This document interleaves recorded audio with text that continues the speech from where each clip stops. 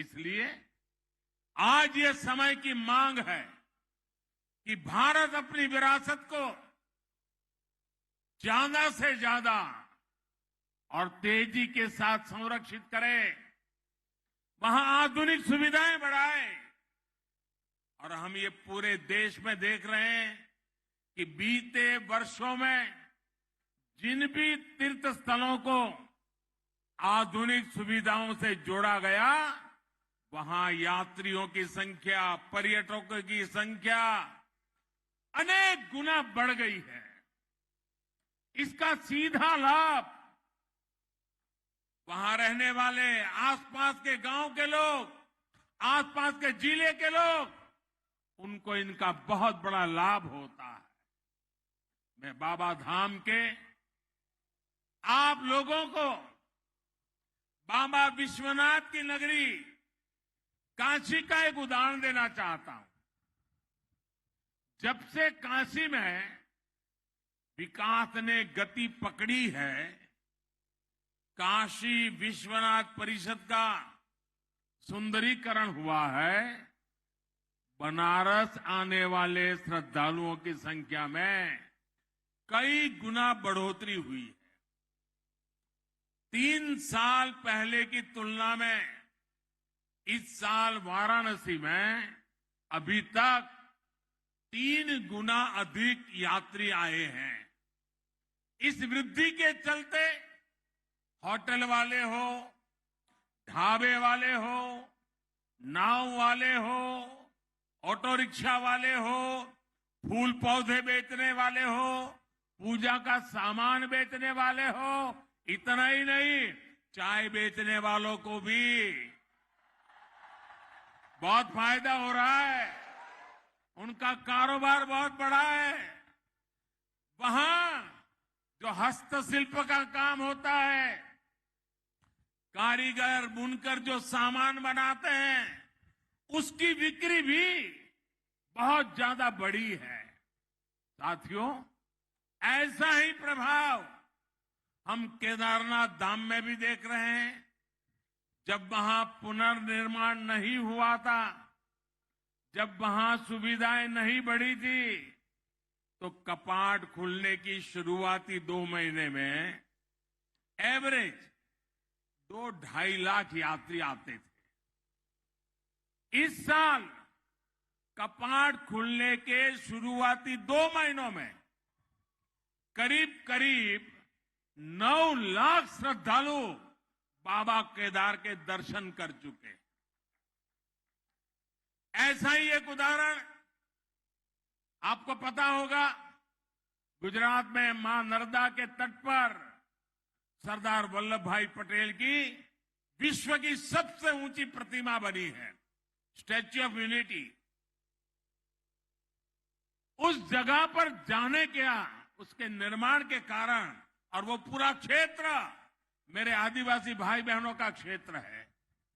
वहां हमारे आदिवासी भाई बहन की रोजी रोटी कमाते हैं। स्टैच्यू ऑफ यूनिटी बनने के बाद लाखों की तादाद में यहां लोग आते हैं और ये टूरिस्ट वहां पर होटल, वहां के ढाबों में हैंडीक्राफ्ट के सामान खरीदना, सैकड़ों करोड़ रुपए भी खर्च करते हैं। इसका सीधा लाभ वहां रहने वाले लोगों को हो रहा है, मेरे आदिवासी भाइयों बहनों को हो रहा है। यानी जब पर्यटन बढ़ता है तो इसका फायदा गरीब को होता है, आदिवासी को होता है, दलित, वंचित, पिछड़े को होता है। झारखंड ने भी बढ़ती हुई कनेक्टिविटी, आस्था के स्थलों का सुंदरीकरण, पर्यटन को बढ़ाएगा, यहां पर रोजी रोटी को अवसर देगा, नौजवानों के लिए नए मौके मिलेंगे, स्थानीय लोगों की आय बढ़ेगी। ये हमारी सरकार के लिए बहुत गर्व की बात है कि 15 नवंबर हर कोई गर्व करता है पूरे देश में। 15 नवंबर भगवान बिरसा मुंडा के जन्म दिवस को हमने जनजातीय गौरव दिवस घोषित किया है और अब पूरा हिंदुस्तान हर वर्ष इस बात को मनाएगा। धरती आबा बिरसा मुंडा के बेहतरीन और आधुनिक संग्रहालय के निर्माण का सौभाग्य भी हमें ही मिला है। मुझे विश्वास है जो परियोजनाएं आज हमने शुरू की है वो झारखंड के विकास को नई गति देने जा रही है।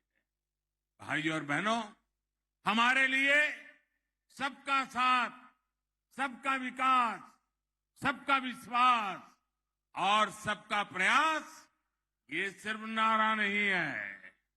कल जो आप दीप जला रहे थे, आज रास्ते पर उमंग उत्साह से जो उमड़ पड़े थे, और आज भी जहां मेरी नजर पहुंच रही है लोग ही लोग हैं, इसका मतलब है कि लोगों को विकास चाहिए और विकास के लिए सबका साथ मिलता है। और सबका साथ, सबका विकास, ये मॉडल आज देवघर में सबके सामने नजर आ रहा है। भाइयों बहनों, ये जो विकास हो रहा है ये सिर्फ एक नारा बोलने के लिए नहीं है, ये हमारी निष्ठा का प्रमाण है, हमारी नीयत का प्रमाण है, हमारे परिश्रम का प्रमाण है। बीते 8 वर्षों में हमें उनको सशक्त किया है जिनको पहले सिर्फ राजनीतिक नारों में समेट दिया गया था। वो गरीब, वो आदिवासी, वो दलित, वो पिछड़ा, वो हमारी बहनें, बेटियों, जिनका नंबर हमेशा सबसे अंत में आता था, वो आज हमारी सरकार के लिए पहली पंक्ति में है, हमारी प्राथमिकताओं में पहले पायदान पर है।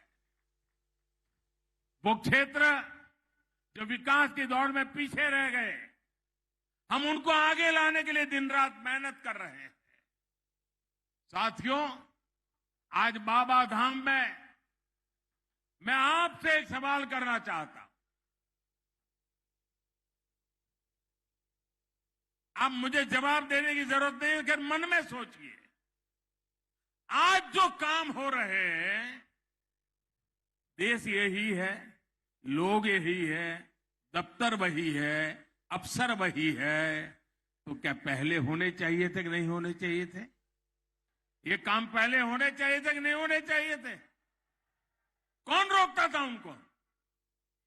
भाइयों बहनों, इसका एक बड़ा कारण था, सरकारें कुछ होती हैं जिसके दिल में सेवा भाव नहीं, सत्ता भाव भर जाता है,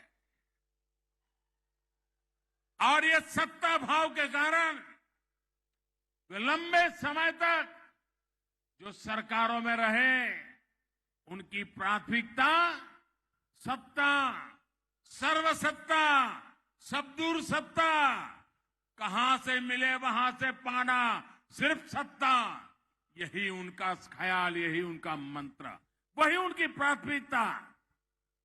सेवा कभी उनकी प्राथमिकता नहीं रही। अगर रहती तो देश आज आजादी के 75 साल मना रहा है, बहुत आगे पहुंच चुका होता। भाइयों, ऐसे में व्यवस्था ऐसी बन गई कि जिसके पास पहुंच थी, सिफारिश थी, जो धनवान था, वही सारी सुविधाओं तक पहुंच पाता था और सारी सुविधाएं उसी के लिए समर्पित हो जाती थी। पहले से जितने दूर थे, जो गरीब थे, दलित थे, पिछड़े, आदिवासी थे, उन तक सुविधा भी उतनी ही देर से पहुंचती थी, उनका नंबर ही नहीं लगता था। इसलिए झारखंड को, संथाल परगना के इस बहुत बड़े क्षेत्र को सुविधाओं के लिए लंबा इंतजार करना पड़ा।